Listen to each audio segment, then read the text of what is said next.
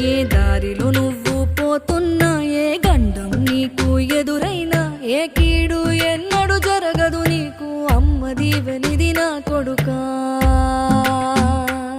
ఈ దిక్కులు నీతో కదిలేను, ఆ చుక్కలి దిష్టి తీసేను, ఏ గాలి ధూళి సోకదు నిన్ను, అమ్మ దీవెనిది నా కొడుకా.